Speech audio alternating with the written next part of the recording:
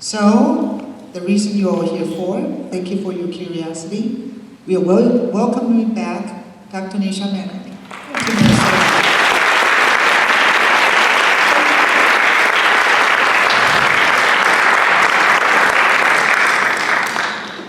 Good morning. I am so honored to be here amongst friends, familiar faces, and Master Lin brought me here yesterday to, check out the layout, Hamline University. I've never been to Hamline.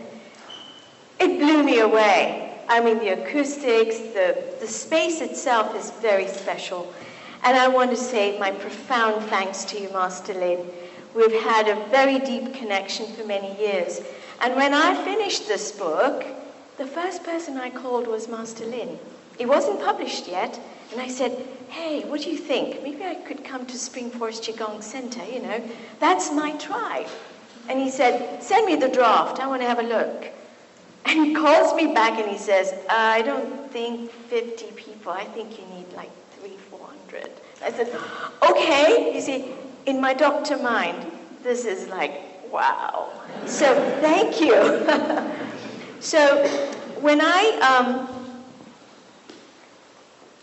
what I wanted to say is, Deborah Lynn says, science and spirit. I'm from Kenya. I was born and raised on the equator, and I left Kenya when I was about 16 or 17 years old to pursue science, to pursue an education. And you see, for me, science is my very heartbeat.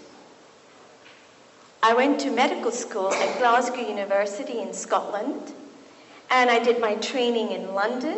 So I'm a fellow of the Royal College of Physicians of the United Kingdom. I did my rheumatology fellowship at Stanford University. And from there, I went straight to the Mayo Clinic. And in fact, that was where I spent most of my career in rheumatology, was at the Mayo Clinic. So coming back to Minnesota is like coming home again. It's like coming home again. I want to show off my fancy slides, so I hope it works. So this is to show that really, I'm really a scientist at heart. The very analysis, the very protocols. Take your vitamin D when you're in Minnesota. I wore my seatbelt driving here. I checked the weather report, and boy, 40 degrees in November in Minnesota is a gift. And by the way, we're going to be talking about thermodynamics. And don't get scared, don't leave the room. It's going to be fun. It's going to be fun. So this was my life as a rheumatologist, as a physician.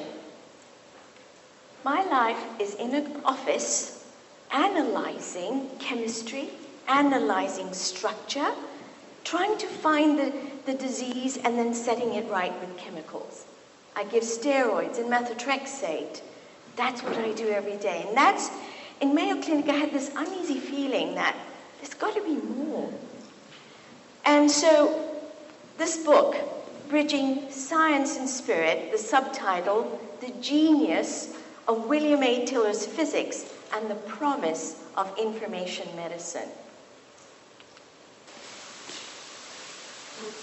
Why did I do this? Mayo and physics, and it's not radiology, this is physics. But there has been a trend in the background, and most of you already know this. I've met a few of the people who are attending here, and we know that there's been a tsunami and a wave of people turning to complementary medicine. It's been going on since the early 1990s, okay? And it was catching.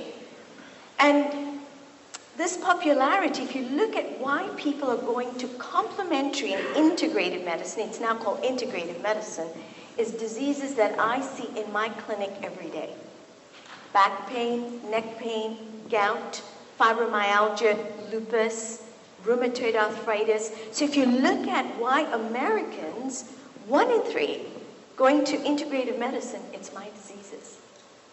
So it was really important for me to take note of this as a physician. And in fact, I looked at NIH funded data. If my patients are going to complementary and integrative medicine, it's about time I looked at my attitudes, my colleagues' attitudes. And in fact, we published a very interesting paper in 2010. There were about 600 of my colleagues, and they were asked a simple question: do you believe in integrative modalities, integrative medicine modalities, massage, nutrition, meditation, that kind of thing? And you wouldn't believe it. The news is good. My colleagues believe in these things, except for one category. Just blew, everything else was 70% yes, would recommend, yes. Energy medicine, and under energy medicine was Reiki, healing touch, things like that. And it was barely 9%. And it was really interesting that why is this disconnect? Around the same time was this paper. This caught my eye. First of all, New England Journal of Medicine.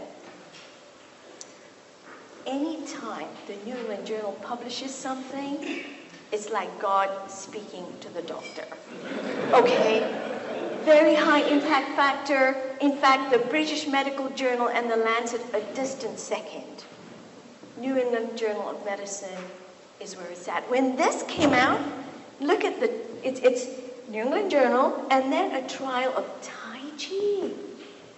One of the things I thought about when I looked at the data for rheumatologists was maybe we're not aware of these things. We don't have the science background. And much of the literature in Tai Chi is obscure Chinese journals that we cannot get there. We just need to know the data. So this New England Journal did a big service because suddenly in a major journal you have Tai Chi and a second thing, fibromyalgia. Fibromyalgia, where 100% of my patients are doing integrative medicine. If you look at the data on that, it's really striking. So fibromyalgia is something rheumatology does very badly. We give some chemicals, we tell them go and do some exercise and rest, that kind of usual care. So this is to make the point that, yes, New England Journal is God speaking to us. This is very important in my view, and it came out at the same time my paper did. And this is a slide that summarizes the data, and I'll walk you through it. On this axis, you see the fibromyalgia impact questionnaire. And at 70, these people are really disabled with pain. And they're young, okay? The solid square is the Tai Chi group. They would go to Tufts University, and they would get Tai Chi twice a week, led in a lead class. It's a group practice. And the open triangles you can see right there. Control group, you get exercise. Go and exercise. And within 3 weeks, just look at the divergence. It was so highly significant. This blew out chemicals, right out of the water. Look at these results. In 12 weeks, I've never seen any trial like this with chemistry. I can guarantee you that. Now, New England Journal is very interested in the mechanism of things. Okay? So I read this paper extra carefully. I thought they must have been really rigorous about this. And look what they said. One line, mechanism, moving chi. No explanation of what chi is, what's stuck, and what's moving. I thought, this is extraordinary. But I'm glad that New England Journal published this paper because it raised awareness of some very important therapies. We call this complex interventions, not just an aspirin and call me the next morning. You're really instilling a kind of discipline in people.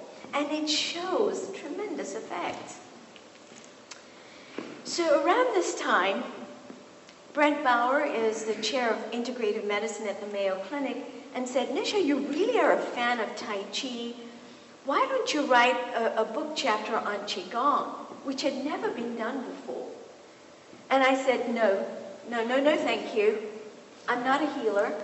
I have no idea what this Qi is. And we really need to know certain fundamentals if you're going to write for a textbook. And he said, no, he pressed hard. He said, no, I think you need to do this. And so I was thinking, okay, let me think about this, Brent, for a moment. And then came a really big gift. And that gift was a hematologist at the Mayo Clinic, Neil Kay. Dr. Kay says, I know just the person who can help you with this. I thought, who is that? And he said, his name is Master Chunilin. And I contacted the Spring Forest Qigong Center, and Master Lin said, yes, I will meet with you. And for a weekend, I raced from Rochester, came over to Chanhassen, and I remember that drive very well. First of all, I hate being late, you know. I'm powering through the 52 highway, and I arrived to see Master Lin.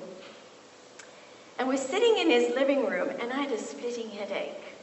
But I wanted to take notes and really understand what he does in this Qigong. And inexplicably, you know, I felt a slight breeze go by my face, and my headache was gone. And I said, you did something. You did something. What did you just do? What did you just do? And he smiled, and he said, you had a headache. I thought, oh, wow. Oh, wow. What did you see? What did you see? And so we had this dialogue. And I said, would you please help me write this book chapter? He says, well, you know, I can't do literature search. And I said, that's up to me.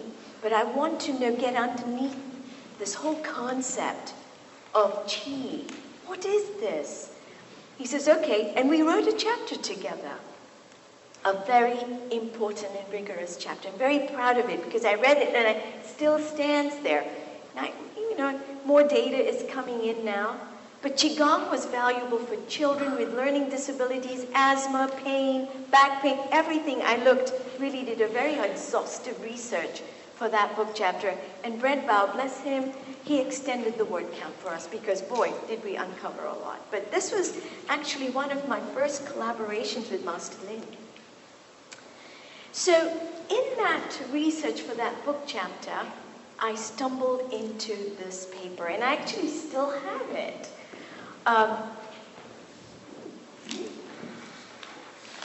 You can read the title up on the slide, and I have that paper, Expanding Thermodynamic Perspective for Materials in SU2 Electromagnetic Gauge Symmetry State, Duplex, or Part 1 Duplex model, with applications to homeopathy. This is Greek to me. I couldn't, you know, I read this, and it's by William Tiller and Walter Dibble Jr. I looked inside. What was striking is he talks about qi, he talks about the acupuncture system, he talks about a lot of things and lots of equations. I knew there's something here. I've got to pay attention. I don't understand this, but I think this physicist is onto something. And it was like this unconscious response, like, you know, your heart goes, ooh. And so I contacted him. By now, Dr. Tiller had retired. He had been at Stanford University for more than 35 or 40 years. He was a chair of material science and physics there. And he was the world's expert in crystals.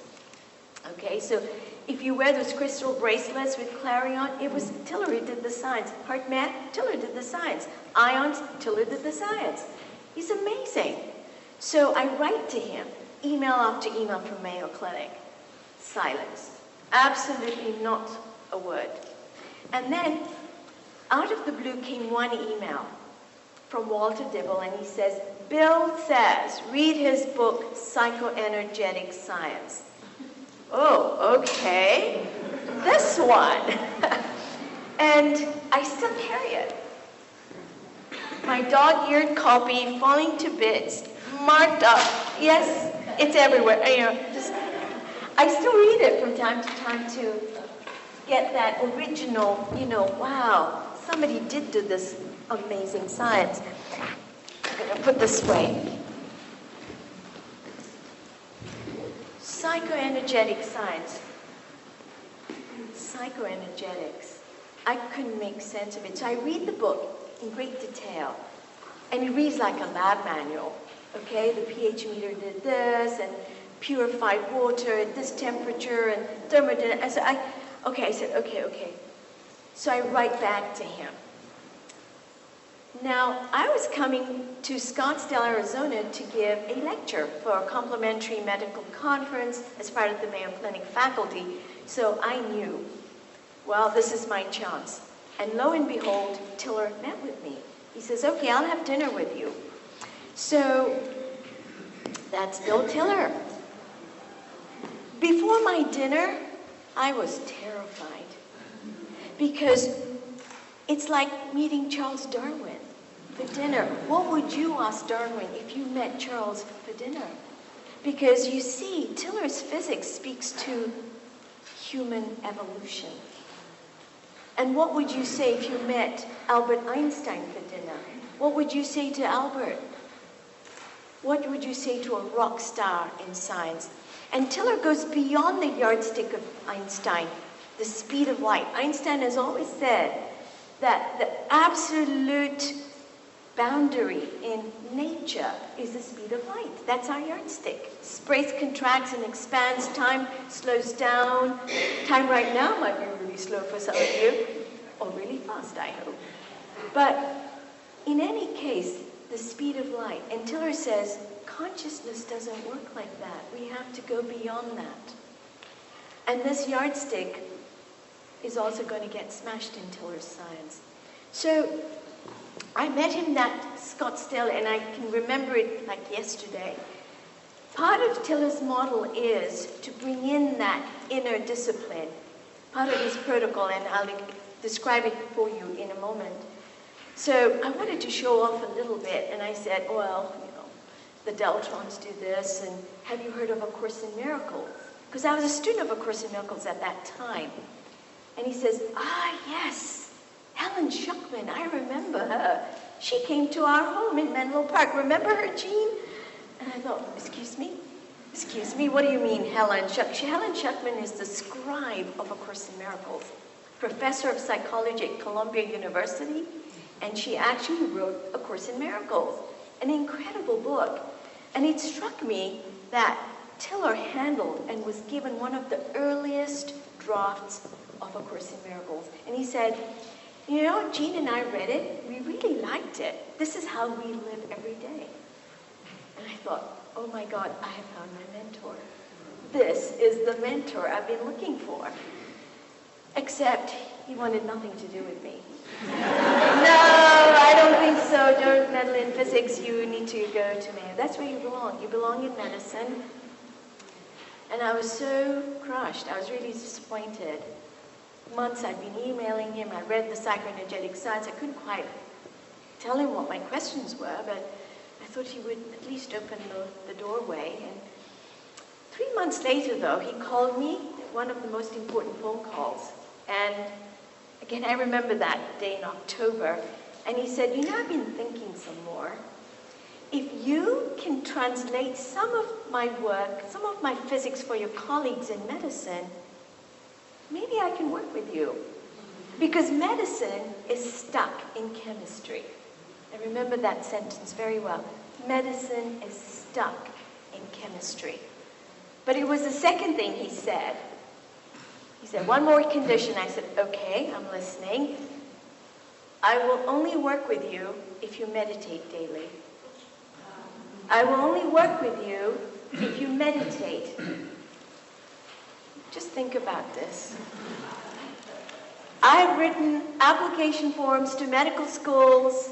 Glasgow is one of the top, 500. I've never been asked, do you meditate? Stanford, do you meditate?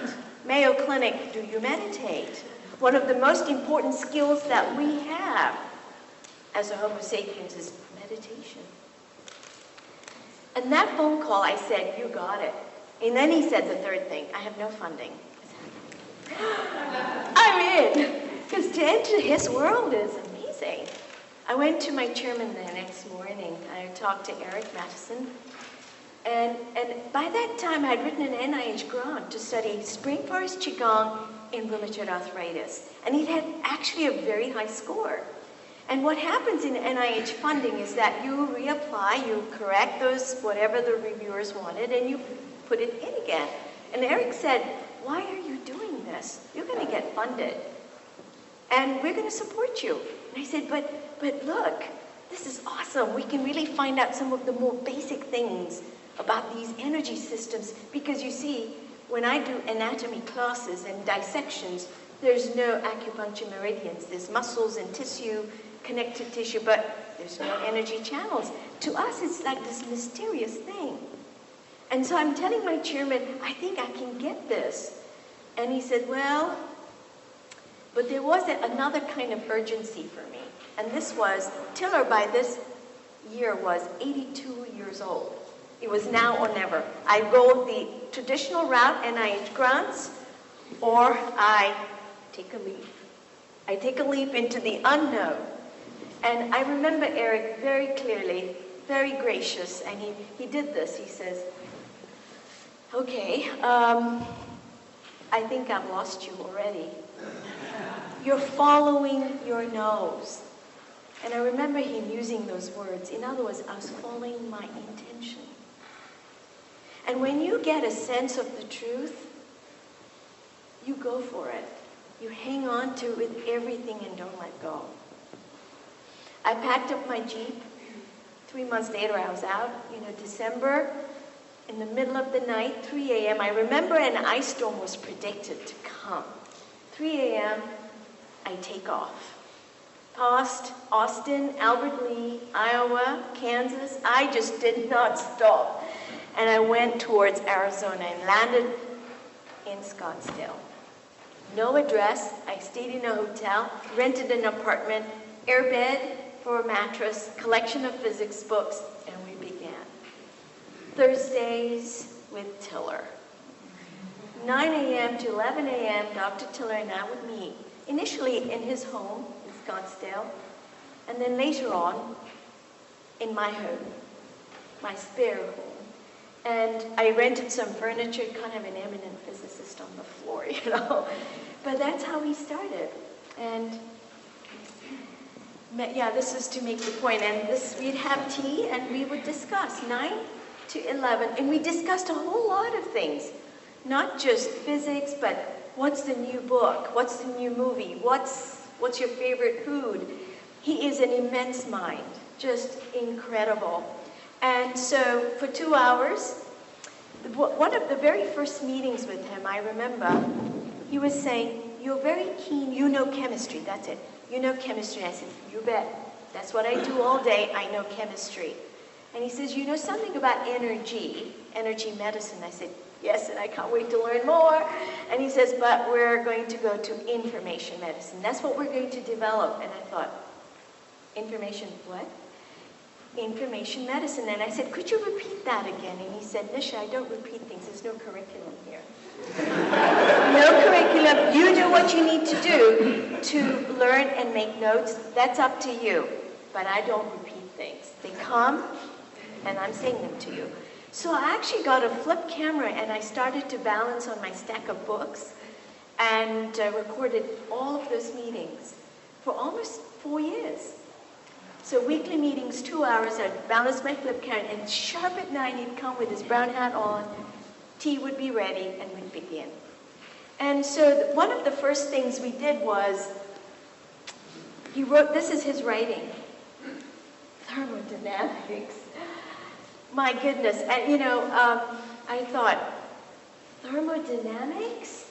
And he says, yeah, trust me on this one, Nisha, you need to learn thermodynamics. And I'm like you, steam engine, what's that got to do with consciousness? What has steam engine got to teach us about how we are? To me, that was very separate. And Tiller says, no, we're going to learn thermodynamics. And he wrote the terms down. And he said, look, Nisha, it's not a theory. It's the law. And scientists, it's not a theory. Scientists trust this more than any other science in the physical or in the natural science disciplines. And it's even been called the Shakespeare of the science world. But the good news is you don't need to know a lot of math, don't need to know physics, you just need to know the concepts and the relationships between concepts. And so I began. And in my study, I went into some of the beginnings of thermodynamics, and my goodness, you know, Maxwell is like a hero to me now. Rudolf Clausius, who wrote, you know, he coined the term entropy, meaning disorder. And Sadie Carnot, the Carnot engine, Hosea Willard Gibbs, many others. And I read some of the original papers. They're available free, you know, on the internet, Google Scholar. It's really fun. And this is it. This is the terms of the second law. Gibbs free energy. Anytime you have something moving, engine, or my muscle arm, or my muscles moving my arm, it's a potential, it's a gradient of Gibbs free energy. The ATP is source of that. And then you have the pressure and volume term. Anytime you tap and press, that's actually the pressure V term in the acupuncture system. The internal energy, and then you have the T, temperature times the S term, entropy term. So very simple. And anytime you have Gibbs free energy greater than 0, you're going to get work, useful work. So from the very humble observation, a cup of coffee, hot cup of coffee is at an excited state, kinetic energy of the coffee molecules bouncing around. That's temperature. Temperature is not degrees centigrade or Fahrenheit. It's actually kinetic energy that we're measuring. And then over time, that heat is lost to the environment and it goes down to equilibrium. Okay, so I learned these words, equilibrium, excited state. And the very fundamental premise of the second law is that everything goes to disorder. Disorder is more probable than order. The fact that I took my vitamin D is to keep my bones in order, because you can get entropy. That's another way to look at it. And of course we know we're all going to disorder sometime or another.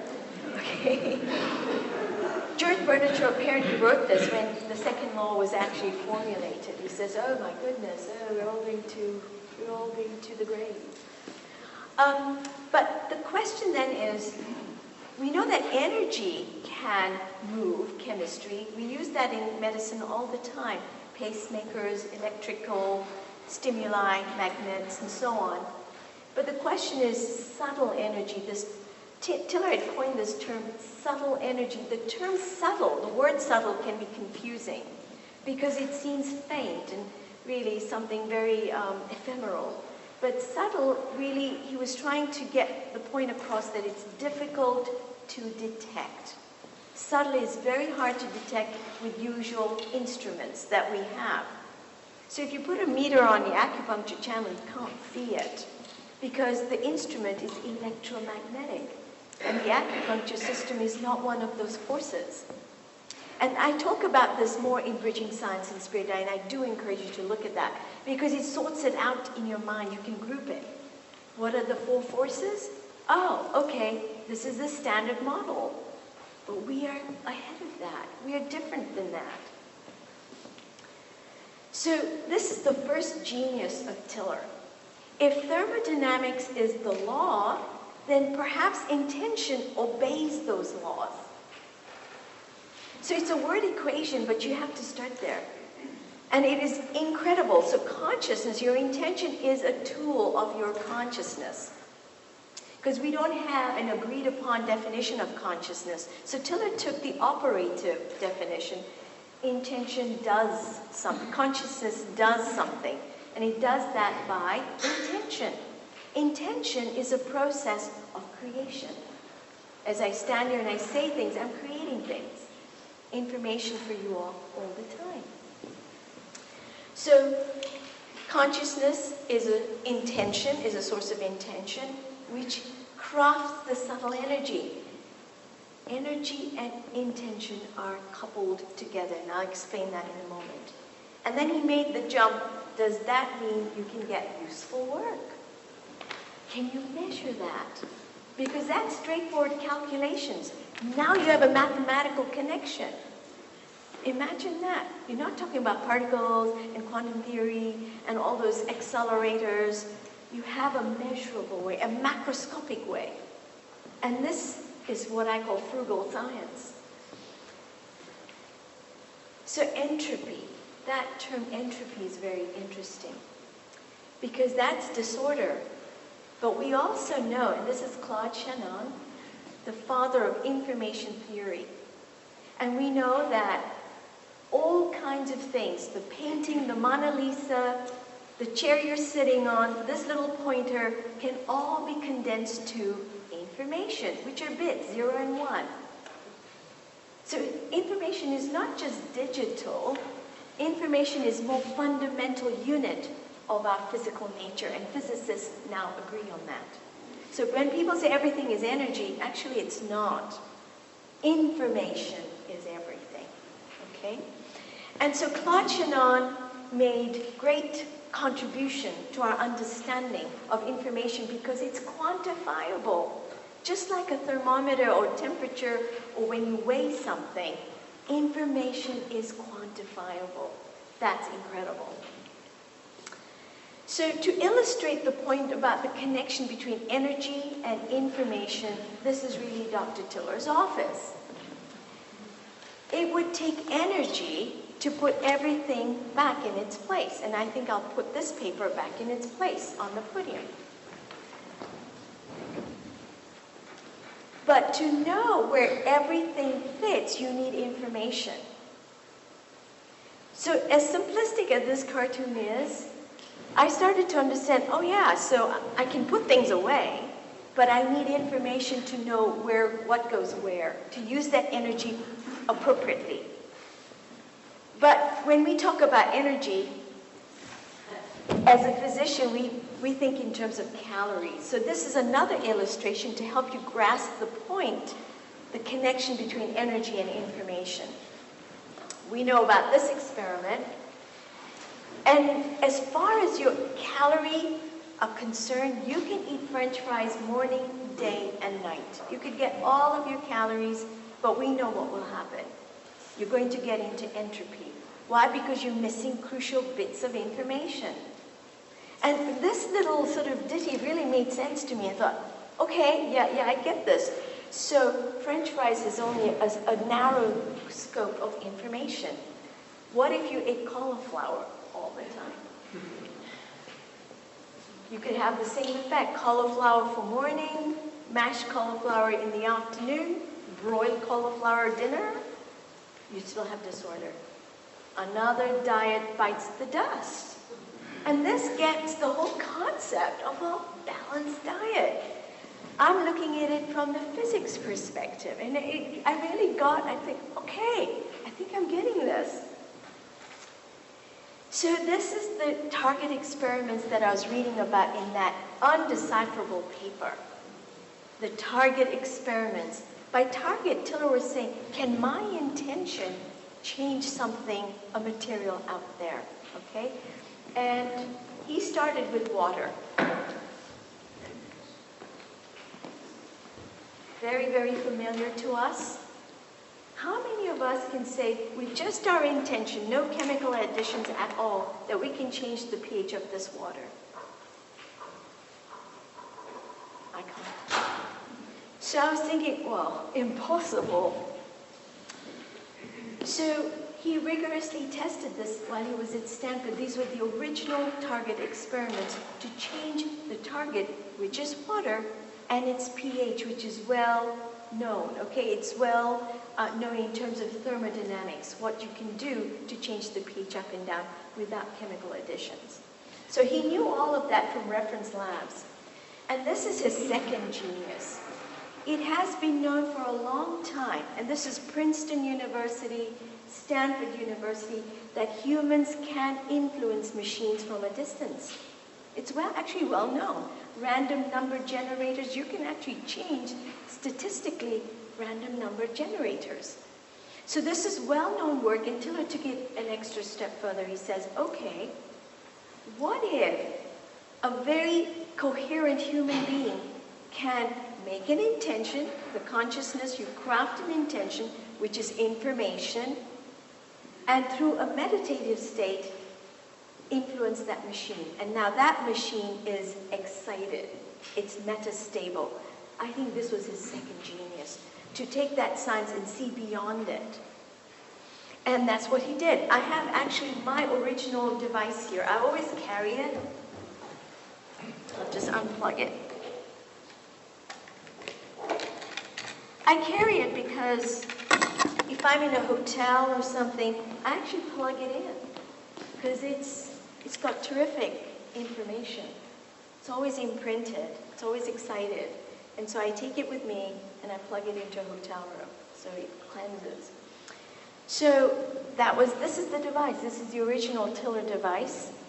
And the IHD is metastable. It's excited. And it was excited for a stable amount of time, 3 to 6 months, enough to make those experiments run. Because information leaks away. You have to protect this thing. And again, I go into this in some detail in Bridging Science and Spirit. So, here we are. So this is the water experiment. So this is what he did. He wrote the intention and chose very carefully the graduate students at Stanford to make the first imprinting team. And it's interesting, he said to me, meditate daily, because I do not want to work with you. With such a protocol, who would you want on your team? You want people who are able to hold an intention, not for 5 seconds or 10 seconds, full 30 minutes. It takes a great deal of discipline. And my mind is racing, monkey mind. It's gone over here and then over there. But he chose his imprinting team very carefully. And so he wrote this statement, and you can see that. The imprinting team, they go into meditation, and the device is sitting there on a table. They're not touching it. And then when the meditation is done, they would wrap this and send it to Minnesota, to Plymouth. The Tiller labs, the receiving lab was here in Minnesota, and would unwrap it. They didn't know the intention. And they would put this and the bottle of oil or the container of water and switch it on. We didn't know how long it would take, 2 weeks, 2 months, but slowly and surely, and this was the most amazing data. When I would look at these numbers, I thought, wow, this can really happen. In Tiller's labs, the pH going up, the intention going up, would go up. And this is an example of the graph, the pH going down, which was really, to me, this is like a game changer. If you can do this with water, just with your intention alone, without any chemistry, wow, the game is up. So intention matters. And it is that information piece that reduces entropy and gives you enormous source of energy to do work. This is a summary equation. I realize that it looks like a lot of symbols, but if you can get information and entropy and energy are related, you can do useful work. And you can make things happen in your universe more than you ever dreamed of. And this harks back to St. John, verily, verily, I say unto you, these deeds you can do, and greater than these you will do. So those biblical teachings start to take some real meaning in science. So Tiller took this a step further, and this is really amazing in my world, because this is where now we go into information medicine. One of the most important medical conditions, if I can call it a medical condition, actually is loneliness. It's really, people are disconnected in our day and age. And so Tiller teamed up with Gabrielle Hilberg. She's a psychologist in Mountain View, California. And Gabrielle sees, Silicon Valley clients. These are people who have degrees, very affluent, and very unhappy. And so 40 people signed up for their protocol, and Tiller has never met any one of them. He's sitting in Arizona, and he constructed an intention statement for self-compassion, for self-acceptance, and imbued the device, which sits in Arizona. It's in a shed, actually, in his compound, and they switched on, And this information is subtle energy. It's not electromagnetic, doesn't go down a telephone wire, is beamed to those recipients 24/7. So this is simply to show, here's the IHD in Payson, Arizona, and the names of those participants is scrolling on a computer continuously. And all of those people in San Francisco, California. And then look what happened. The primary outcomes were met. I mean, absolutely. Self-esteem, anxiety, depression, they had all of those questionnaires that these people were filling out. But it was the spillover effect. They were more kind, more mindful, more organized, made better choices for food. They were losing weight. We weren't talking about weight before, but you can see some of this self-compassion was having a lot more secondary effects. A lot of testimonials here. It was really incredible. And this is simply to show that their self-esteem went up. Everything else is the same. And this is a 3-month data. Everything else is the same. So, this is from the book, and you will see how I see things. Chemistry is not less important than energy, which is not less important than your intention, which isn't less important than spirit. All of them build together. But as you rise up, as you go above chemistry, engage your acupuncture system, as you go up, put your intention into it, and you go up into scripture, you got a huge, you're really increasing power. You have to do all the levels. We can't just do chemistry by itself and call it a day in clinic. So, there's another piece that is, you're the first to hear about this actually, and that is, well, I was making the point here that Tiller Physics really equalizes healthcare delivery. You know, he hasn't met these people, and it's delivered low cost, no doctor waiting time. Just imagine you're not rushing down the freeway to make your doctor appointment. And the tension between modern care is that deliverability and cost, it never lines up. But I think Tiller Physics takes us there. So one of the things that has really changed for me as a rheumatologist is I prescribe Tai Chi. I say pump your thermodynamic systems in your body because they're there. And today I'm also joined by Mary Jurison from the Mayo Clinic, who's a teacher of Tai Chi internationally, and she's invited all around the world to talk about Tai Chi, and thank goodness for Mary Jurison's. And because of her, Mayo has a program of Tai Chi now. It takes time, but we're getting there. And the Arthritis Foundation has a program of Tai Chi.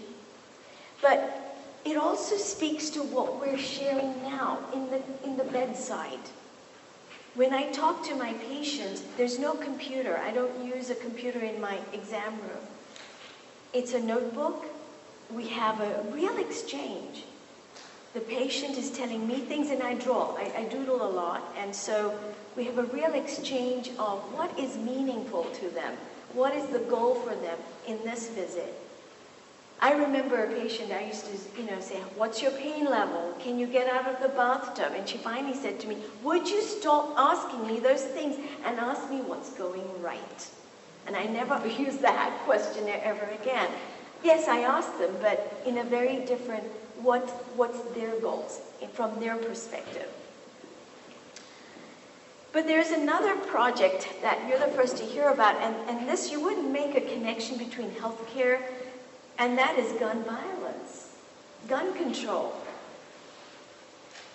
Yesterday, or day before, on the flight over to Minneapolis, Santa Clarita High School in California, there's been a shooting. We're seeing this. I mean, it's really devastating for our communities, our children. And this has health consequences, and this is now showing up in the literature. We're all, as doctors, also engaged in that. So Tiller has taken this on. And he's actually, this project is ongoing. He wrote an intention statement to reduce crime in a Midwestern city, in Missouri, over a year, without nothing else. There's no more police force in the streets, or nobody's getting parole earlier. Everything's the same, but they've been checking the crime rates of this Midwestern city, and it's going down. It's gone down by 8% already. This is incredible. If we can make changes in crime, if we can make changes in hospitals, if we can broadcast wellness to a whole set of Starbucks on the West Coast, what about yoga studios? There's my friend Naomi who's going to yoga today. I mean, the possibilities are endless. The industries that are reinvigorated. We're not in a shortage. Intention is your resource that never runs out. And we have to do this as a collective, it's not one person. Tiller is just showing the signs that this is possible. But it really harks back to that evolution, that we're not just Homo sapiens, and I make this point in the end of the book, that we're evolving into Homo spiritus. We're Homo universalis, we're a universal brotherhood, or Cephalumen, Homo illumini. So this is ongoing, and it's really incredible to me that he took this on. I want to end this in pillar number 7. You might recognize this monastery. It's in northern Minneapolis, because I had great difficulty with trying to think, how is science going to bridge over to the spirit? But the answer is that spirit came to us.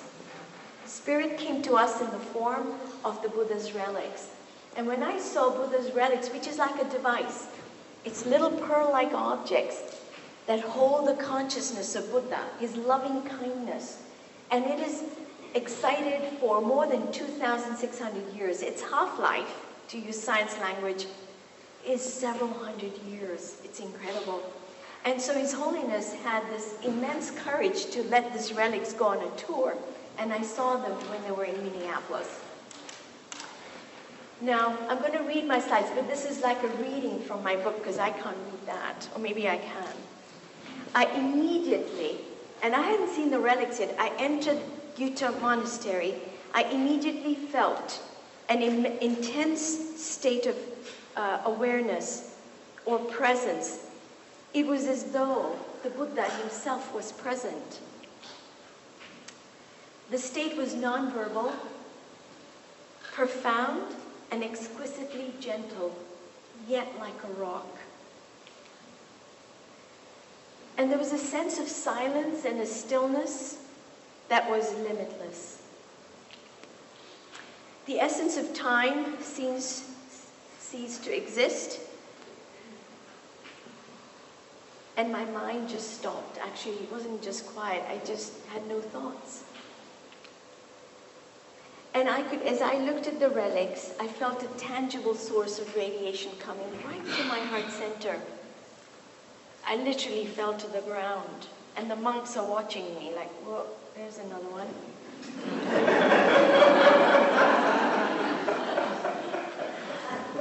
Oops. Yeah, they didn't pick me up there. I was gone. It was highly personal. Really personal, and it conveyed a sense of unity with everything. That sense of everything is okay. The trouble is, you can't function in that. I remember standing by the side of my Jeep thinking, I couldn't think actually, I thought, well, what am I supposed to do here? And I actually prayed for the state to go away. It was so incredible. But it made such an impression on me and my brother that we hosted the relic tour at our home in Los Angeles in 2010. And His Holiness, his office, gave us permission. It's the only time the relics have visited a private home. So you can see Marceline, he came from Minnesota. He came to LA, and there he is meditating. And Rob Koralnik, your friend. And we had over 3,500 visitors in a single weekend. the County of Los Angeles Police Department and the Fire Department wrote a letter to us and said, we have never seen anything like this. For a private home event, you have to let the public, the fire department, all of them know. Not a single incident, and 3,000 people filed through being blessed by the relics. So this is Nancy Danak of Utah. She lives here too. I took several of the tiller devices and put them under the table of the relics. I felt intuitively this is what I got to do. And so look at this. Relics on the left. A device. It's wrapped and protected in its stupa, in a kata scarf, and it's transported from city to city for the exhibitions. And compared to the tiller device, it's also imprinted with tiller's intention. It's also wrapped in aluminum foil, and it's shipped by FedEx to Plymouth. I mean, to me, the parallels are incredible. And the half-life of the relics, more than 2,600 years. And this now is actually more than a year. So, and I do hold it, and I do my own intentions. So directed human consciousness can be quantified, and this data is in the book. I encourage you to look at it, to give meaning to it, because we're evolving into Buddha consciousness, into Christ consciousness. This is our very purpose here. And I think science is getting there too. So everyone here today are bridge builders. You give meaning to this, to be here on a Saturday, to drive a couple of hours. And so I thank you from the bottom of my heart. I hope you enjoy reading this book as much as I enjoyed writing it. It was some tough times, I'll tell you this. But I shared with my friend here, there were times when I would sit there, and I disappeared last year. I went to Kenya, my home, and to Singapore. I didn't know anyone in Singapore. I just went there because it's safe and they know English, and the great Wi-Fi. So I was at the National University of Singapore, and I would pray. And there were times I almost would say, oh, that wasn't Nisha. And I'd say, thank you, that you have to join up, even in your science, to be guided. And Tiller has been absolutely guided every step of the way. And he's left something quite remarkable. 3 weeks ago, I went to Scottsdale and I gave him a copy of the book, and he was so delighted, because he says, if you can translate something of my science for your colleagues, I will work with you. And I said, okay, here you are. And he said, God bless you, Nisha, God bless you. I have one surprise for this audience. The critical time when Tiller was doing these experiments at Stanford between 1997 and 2000, he had great teammates, and one of them is right here with us today, Dr. Michael Cohane, who's a biologist and has expertise in biochemistry. And Dr. Tiller took the original work in water pH and then looked at intention changing enzyme, the chemical potential of alkaline phosphatase. All of you will have had blood tests. If you look at the chem profile, alkaline phosphatase is an enzyme that tells us about the health of your bones and your liver. And then he took that a step forward again with Michael Cohane, to look at intention helping fruit flies. And this was, to me, quite amazing, because in medicine, we sacrifice animals for animal research, and Tiller did quite the opposite. He created happy fruit flies. He used to say, I created happy fruit flies. So they were a match made in science heaven. So Michael, where are you? Come up on stage. Oh, there you go.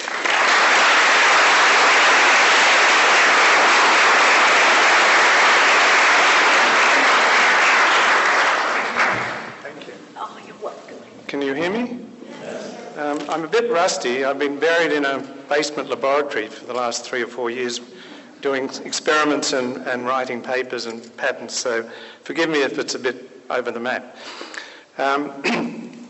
I just give you a brief story about, I met Bill Tiller. I was finishing up at Stanford and thought I would do a certificate in homeopathy. And so I contacted some of the Bay Area homeopathic schools, and my CV was fine, biochemistry, genetics, but at that time they needed licensure in medical professions. So they were very kind and said thanks but no thanks, as Bill would often say. And one of the persons I was talking to recommended I contact a Professor William Tiller at Stanford University, who was interested in alternate medicine, homeopathy, and energy medicine. And I thought that this might be a good thing to do.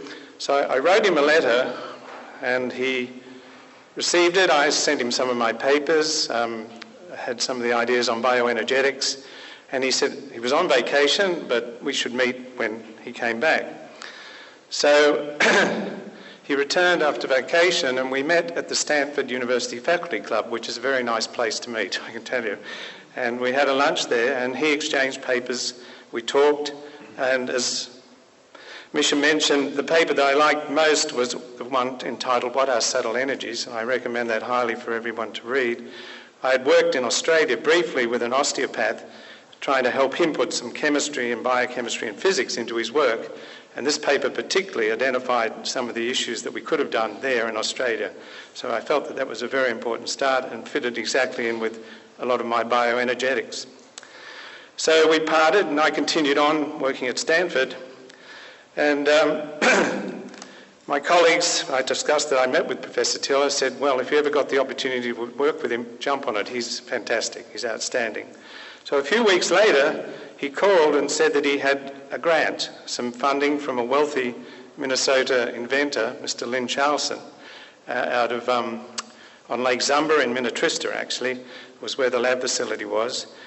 And that he was putting together a small group to basically apply the scientific method to his early theoretical considerations. This was in 1997.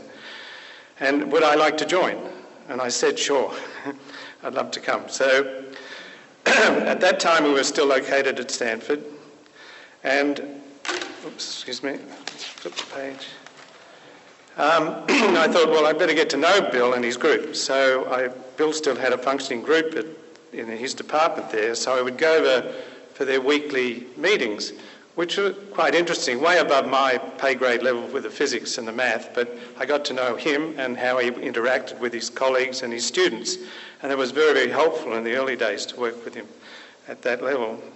So I had the opportunity at Stanford to do some of the early experimental work, and this was the happy fruit fly piece. And we designed the original intentions, and he did the meditation and incorporated them into the devices. And then we carried out the experiments there with great success. The data was very good, and we were able to get all of that done initially, which was very promising for the 3-year grant period that we had. At that time, Bill and Walter Dibble were looking at property to set up a lab at Stanford in the Palo Alto area, but it became quite clear that it would be too expensive. And Mr. Charleston at that time, the benefactor, had a laboratory facility on Lake Zumba, just west of Excelsior there, and he offered lab space there plus lab equipment, and so we decided to move up. So we moved up there in 1997, and we had a 3-year essential grant period there where we had full autonomy to do what we wanted to do. We pushed, Walter was the pH man, I did the fruit flies and the ALP and a couple of other biological experiments. We organised those into papers, and in the end we published a book, Conscious Acts of Creation, The Emergence of a New Physics. At that time, around 2000, Mr. Charleston felt we had too much autonomy, so he moved us more close to his work. Bill moved more to Pace in Arizona. Mr. Charleston funded him a lab down there with Walter, and things moved forward. And that's briefly the story. Working with Bill, he was very, very intense with the theory and design of experiments. Once everything was sorted out, you were basically on your own, and you could go ahead and do the work, collect the data, do the analysis, do the initial write-ups. This would go back and forth into different drafts, and then he would do essentially a final write-through of the draft to keep everything consistent. The same thing happened with the book. We would all contribute, and then the final write-through was done by Bill. With the working in Minnesota, Bill was still based in Arizona, and he would come up once a month where he would interact with Mr. Charleston. They got on very, very well, and also interact with Walter and I, and there was at that time another person who was a mathematician. We would discuss intentions, devices, experiments, write-ups, and whatever. When he returned, this was only a few days visit a month, we would communicate basically by phone or by letter back and forth, sending drafts or experimental designs. So it was a very efficient way of getting things done. Finally, I just finished with 3 brief anecdotes, but I'm a biologist and variation is normal to me. Bill was physics and math and really didn't understand why we had to do lots of replicates and do statistics, and sometimes it worked and sometimes it didn't, and you had to fiddle around with food and whatever. I think he was a little bemused at that. He got used to it over time. And then regarding the meditation, I don't meditate, and Bill always said that I should meditate, and as Misha said, it was an important issue. However, I told him that I ran and swam, and that was meditation on the move. Now, he, in the end, agreed, but it was always a moot point with us that, why aren't you meditating? And I said, I'm running, I'm swimming, that's fine. And then finally, I think in 1997, my parents came over from Australia to visit, and Bill was at the property at the time, so I took them out. They met Mr. Charleston and the staff, and Bill was out walking. So we drove, there was a nice path around the property, we were able to drive around, and we met Bill walking, and my parents got out, and Bill, as Norway, always very kind, very intelligent and aware of where people were, gave a good explanation of what we're doing and where we were headed, and very polite, and my parents got on very, very well with him. It was a bit like the old British Empire, as I said to my children, was a bunch of Aussies talking to a Canadian on Minnesota turf, so it was a strange deal. Anyway, after a few minutes of chatting, Bill got down to work and essentially said, okay, Michael, what's next? This is where we're at with the theory. I've done this, I've done that, what are we going to do next? And I said, we'll do this, we'll do this, we'll do that. And the chat went on for a few minutes, and then he said goodbye. And my parents piled back in the car, and my mum sort of leaned over. I can't remember exactly what she said, but it was something like, boy, that guy's really, really smart and really, really intense and really nice.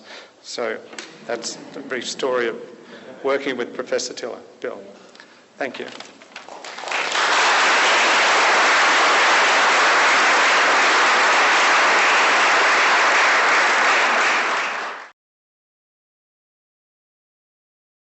Master Trinidad have been in Minnesota for 25 years teaching Qigong. We have students over the world. There are, from our courses, there are at least 400,000 people have learned Spring Force Qigong, a revolutionary traditional Qigong that's focused in healing, not only physically, mentally, intelligently, emotionally, and spiritually.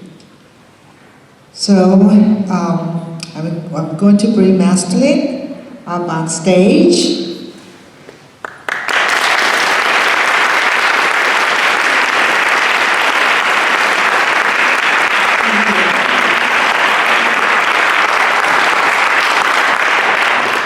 Thank you. Whoa, how excited. I'm just so feel honored that when Dr. Nisha Manek contacted me and sharing with me her beautiful book and will be published. And she asked, so can I share that with your Spring Forest Qigong community? I said, why not? So I feel just so honored, and I was the first person she contacted to have this beautiful opportunity to share these beautiful findings from scientific perspective, how Qi works, how energy works, how information works for healing, for many dimensions of balancing in the universe. Well, my life after I was healed with my arthritis and bone spurs in my neck, in my back, and also my suicidal depression. I completely devoted my life to Qi. So every day, if you come to talk to me about Qi, I was just like a river flowing. If you talk to me about some other things, I just keep my mouth shut. Because my focus, my entire life now is on Qi. Talking about Dr. William Taylor, I had a very good opportunity to meet him quite a while ago when I first finished pain management medical study here in Minnesota. And so I was invited to ICM to do a presentation. Actually, I did not do the presentation. The news was doing that.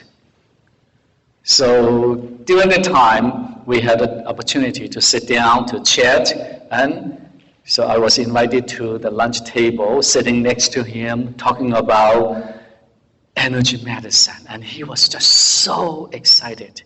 And also at the same time, I found this scientist was so special, so humble.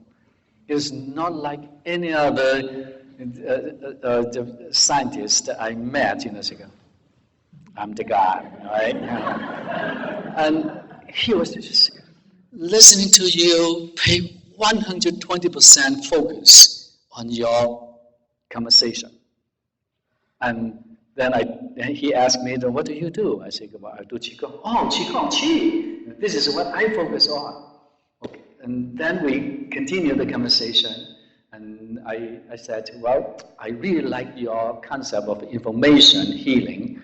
And he said, in the next decades, millennia, information healing will become the mainstream in medicine.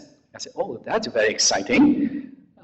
Then I said, how about what happened after information healing?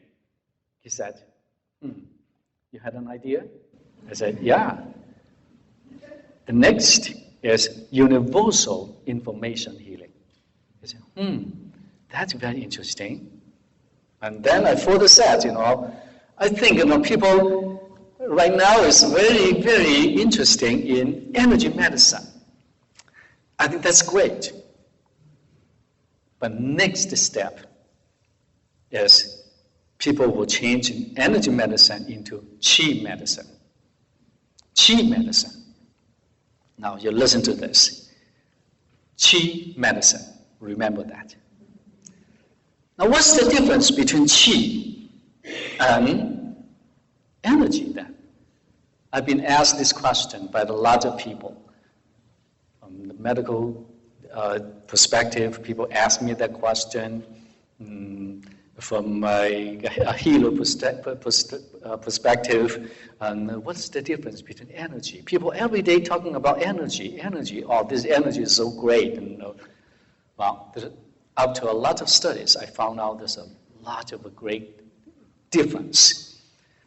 More I study Qi, more I feel I am a pupil, a little child of our ancestors, Chinese ancestors, masters.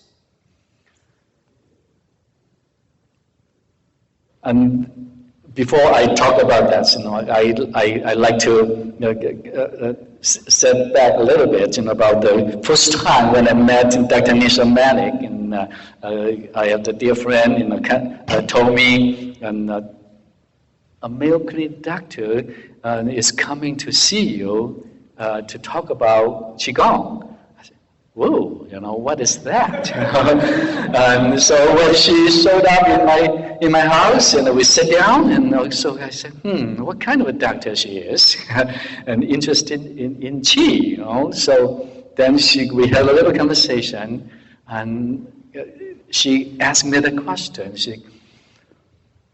What is Qi? I said, well, Qi is very difficult to explain. And the more you explain, the more difficult, more confused you are going to get to. And she said, well, can you say something very simple? And I said, well, qi is qi. You remember that? And then she said, well, that makes sense. So then we started having a deeper conversation, going into a little bit detail, and since then we became very good friends. So each time when her mom coming to Minnesota to visit her, she would call me. She brought her mom to my house and to my place to have a qi tune-up. So now, okay. So what is qi? What is energy?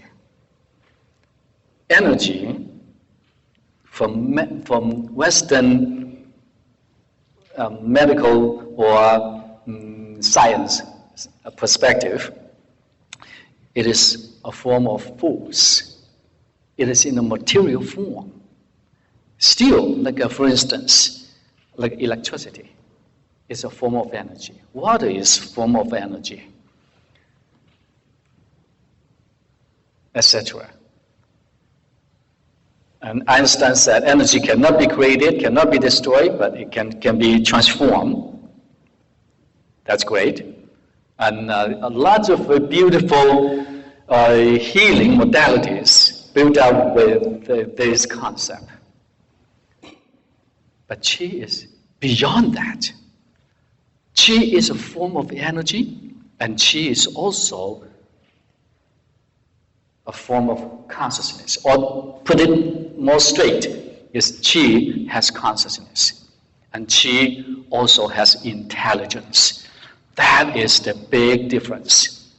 Let me give you a couple examples. So when I was using the bathroom just during the break, so my friend, my client came to talk to me. He said, I came back from the Mayo Clinic. I talked to the Mayo Clinic doctor. He said, without medicine, my colon cancer disappeared. And my doctor couldn't understand why. I told him I'm doing Spring Forest Qigong, and I'm Qigong myself. Okay, so I think that's great. When you read my book, Born a Healer, I had a story about Esther Trejo, who was diagnosed with a rare lung disease, the lung filled with the scar tissues, 6.5 years on oxygen. After practicing Qigong for 8 weeks and went back to the Mayo Clinic.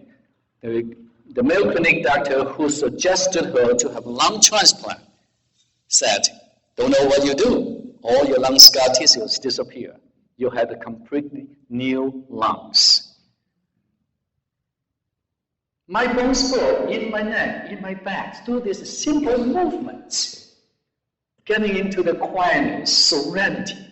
And it automatically disappeared without medication. And my suicidal depression, after I got into that aha moment, serenity, the void, emptiness, whatever you call it, my life completely transformed. Now I'm living every day in joy, in happiness, full of energy. So what happened over here? What transformed these forms of energy, the patterns of energy inside the body? This led me to a deeper study about the formation of the universe. Our ancestors, now this is a big difference between Western science and Chinese science, especially talking about in healing. Chinese healing focused at the very beginning, not on the body, not on the cells to begin with, but focus on the formation of the universe. At the time, when the concept of universe mainly is the solar system, they discovered something is very interesting. Every year we have a 12 month and we have 12 major energy channels in the body. And the original founding of energy points, now people call it acupuncture point, are 365 points. When you look at the inner classic of Yellow Emperor, and you will find this information. This is like the first, most fundamental book which set the whole dynamic and system of Chinese medicine. And any medicines or the techniques of medicine in a Chinese medicine, you call it like acupuncture, tuina, cupping, qigong, tai chi, they all came from this book. It is that powerful, this book. So they study the nature, the land, trees, observation of the behavior of animals. Then they found out there's something very unique existing in the universe, and this thing is qi. Qi creates everything. Qi has yin and yang. And the body actually is the miniature of the universe. That's why they call this body is a small universe. Amazing. Whatever we are doing today here has an effect in the universe. Long time ago, Lao Tzu already said that. Then how we can apply this philosophy into our healing then? That is a very, very important bridging the science into health, the science into spirituality, and science into emotional balancing. And through a deeper study, they found out this qi has 3 levels, basically. The first level is as a form of a material force. It runs like electricity, runs through the body, making everything moving. And then the second level is it has consciousness. This qi knows what to do for you in the body. And the qi has intelligence. The intelligence includes the blueprint, the life pattern of your life, and also the intelligence of the entire universe. That is the key understanding of this miraculous healing. Case studies, like my friend just shared with me. No medicine, practicing qigong, I had my colon cancer disappeared. Esther Trejo went into the moment. When I talked to her, how by doing these simple movements, you got clear all your lung scar tissues. She said, well, I don't care how long I'm going to live. Anyway, I'm going to die, so I just do the stupid boiling movements. Stupid boiling movements. I like it. And she did it, and gradually she felt better and better. 4 weeks later, she stopped using oxygen only when she was cleaning the house. 8 weeks later, went back to the Mayo Clinic, and all the lung scar tissue disappeared. And I have quite a few cases like this. My clients from Mayo Clinic, and they came to me, and we practiced the qigong and perform healing, and they got healed, and that's why I caught the attention of the Mayo Clinic. They invited me to do research. So, and that is one of the reasons I met Dr. Nisha Manek and Dr. Neil Kay and Dr. Vincent, and also many of them, and we became very good friends. Then here, when you go into that moment of serenity, you tap into the consciousness of the qi. You allow the qi to work for you. Through the consciousness, you wake up the intelligence. You connect to the intelligence of your life, of the universe. That intelligence has all the information to help you to re-download the information of your life. That's the moment complete healing takes place. Make it something very simple. How many of you do not have cell phone or laptop? How many of you? Everybody does, right? So when there's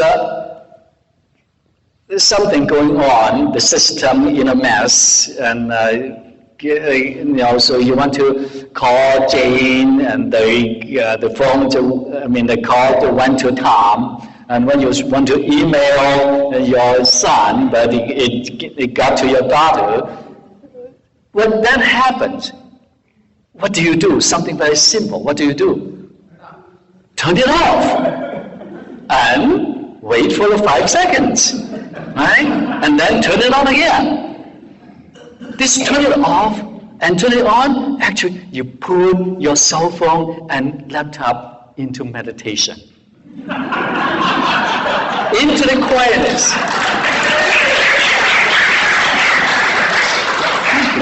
And it's real.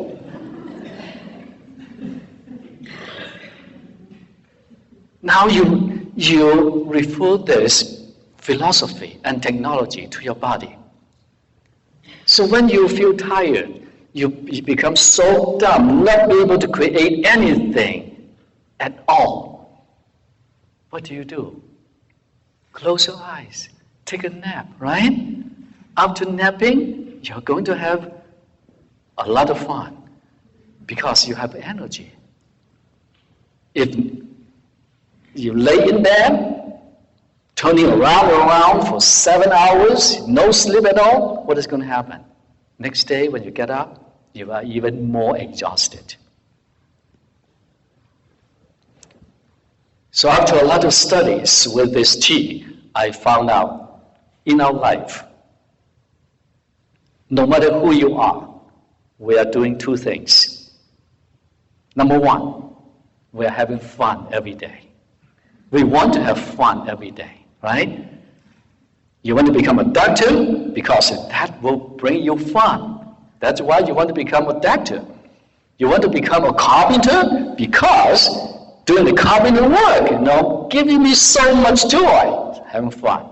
So, standing over here to share what I learned with you, I am having so much fun. I don't care about you at all. Sorry. Please forgive me. Now, the second thing is, you work with your qi to make sure you have fun. 2 things. You work with the qi to make sure you have fun, to guarantee you have fun. Our qi installed inside has all the information about the entire universe. This is the way of life. We need to follow the principles, the law of the qi to operate our life. It's just like what Dr. Nisha Manek presented here. The information inside, the law inside, we need to obey. If it's time for you to go to bed, you should sleep, but you stay up 3 days in a row, 3 nights in a row drinking, what is going to happen to you? You're not going to have fun anymore, right? Even you want to, because you do not work with your qi. You see, it is just like that simple. I like something simple. Now here comes 2 questions. How can we activate this qi, this intelligence, and with the consciousness of the qi to work for the body? How can we work well with this qi so that we can enjoy our life better? Well, Chinese ancestors are just so smart in this way. In Dr. Ching, and also in the Yellow Emperor book, the inner classic of the Yellow Emperor, he says, the best healing is to heal with no medicine and no any other tools, just work with the qi. And then the second, the lower class of healing, and so then you learn something, how to manipulate the qi flow, like acupuncture, herbal medicine, tuina, this kind of things. Because the first category is so simple and it is so mysterious, people don't like it. Because it is too simple. People don't believe it. And people like to have something to grab in hands. I gain something. So the needles, herbal medicine will work. And the people who lived the longest life follow the law of the universe, working with the qi. And these are the people who live the happiest and the longest of their life. So now, if we want to make miracles in our life, especially talking about healing, if we want to really harvest the true joy in our life from the universe, now we need to follow the nature of the qi. Helping the qi, number one, physically move in the body. Number two, emotionally, in the consciousness level, to help to activate that source, to guide the qi flow in the right direction. And then the third level is read down low, or always connect to the intelligence of the body, to help the body constantly making the balance of yin and yang, making the balance of 5 elements inside the body. And if you have time to get into the void, meditating through meditation, that's why Tillis, Dr. Tillis is so, I love him so much. At the time when I met him, and I forgot to tell you one more little story. So we talk, he said, okay, let's escape the next 2 speakers. And now, can you come to my room? And now I have a sitting room over there, let's meditate. So I went inside into his hotel room, and we sit over there face to face to meditate for a good hour. Wow, that experience was so phenomenal. My body was just lifting up by the qi. And he said, I didn't have that experience, but I feel my qi expanding horizontally. I said, well, because that's the yin and yang. And you are going this way, I'm going through this way.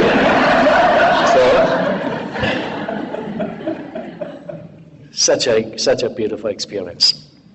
So now, Qigong, such a beautiful invention. This is I would consider this is maybe number 5th, the biggest contribution our Chinese ancestors gave to the civilization of the world. Now, how to through Qigong movements, you can cultivate the qi in these 3 levels: physical, mental, and spiritual. The qi flow as a force in the body, and then the emotion, the consciousness, and then the intelligence, and the life pattern, the life blueprint in the body got activated. Now here, I show you something very simple. First of all, you need to work with your body. So everybody, I want you to put your feet flat on the floor. So we've got 5 minutes here. I want you to experience this. You can get into that intelligent level very quickly to read download information from the universe, to balance your yin and yang, and clear energy blockages, and heal yourself. Longer you can stay in that spot, faster you can heal yourself. So first of all, hold the ball in front of you. Hold the ball. Once you hold your hands like this, your 6 meridians in your hands got activated. The lungs, large intestines, heart, triple heaters, small intestines, and another heart channel. They all have a great connection to your lymph system, to your immune system, to your heart. So that's why Qigong has a lot to do with the hands.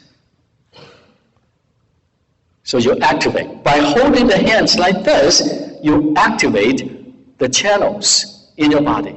It is just like that simple. This is something is so unique. You believe it, it works. You don't believe it, it still works. So up to you. Hold it now.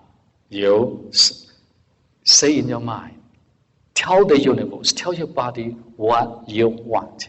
For instance, I want to heal my arthritis in my back. I want to heal my arthritis in my knees. Or I want to heal my tumors in my breast. Tell your body this is what you want, so that your qi will have a purpose to work for you. All right? Now, after that, then you put a smile on your face. Smile, S-M-I-L-E, stands for, hey, my Spring Forest Qigong friends, start my internal love engine. Thank you. You activate that love energy, that beautiful consciousness inside. And then you hold that beautiful little smile on your face. And then you start moving your hands. I want you to roll the ball up and down.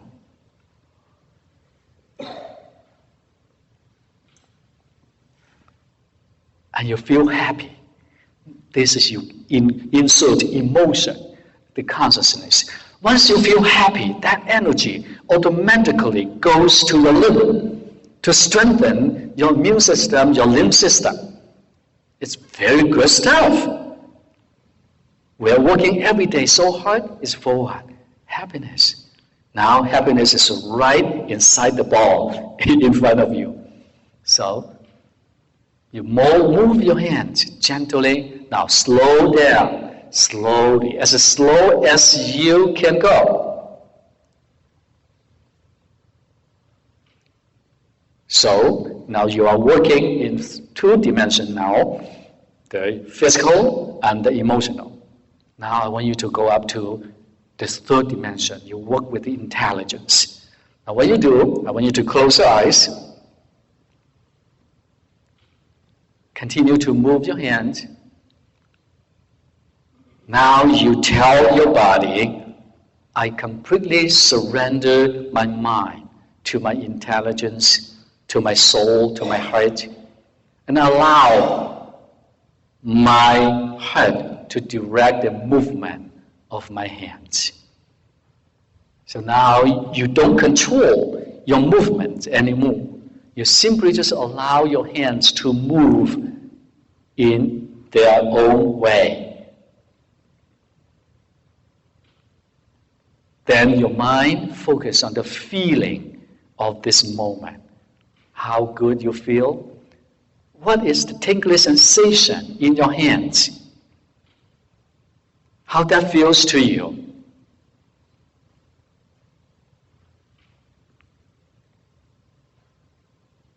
And you start feeling that magnetic field in between your hands. You start feeling the tingling sensation in different parts of the body. Focus on those feelings. And you allow your hands to move in their own way. When you allow the hands to move in their own way, that we call it Wu Wei. Wu Wei, that means you're doing nothing with your mind, but you achieve everything. All these miracles happen only when you get into this movement, especially healing those called life-threatening, incurable disease.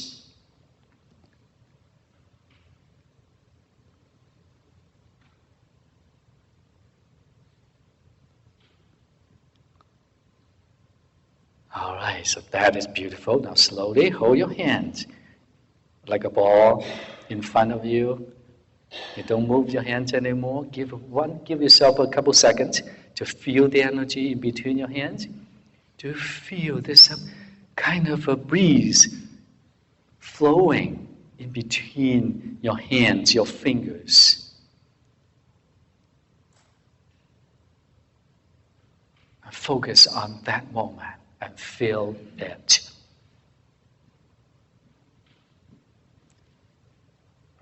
Now I want you to bring your focus to your lower dantian, which is deep in behind the navel.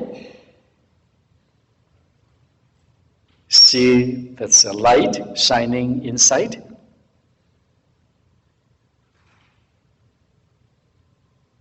And you see the light as an energy ball spinning, spinning, spinning, getting brighter, smaller. And then it becomes an energy pill and you tuck it deep in behind the navel. Take a deep breath.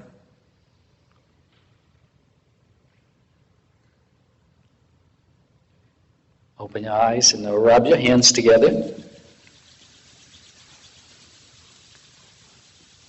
And massage your face.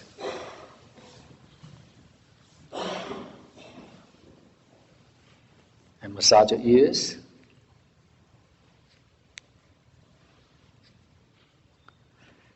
Okay, so that's it. Feel good? All right, so thank you so very much. Thank you.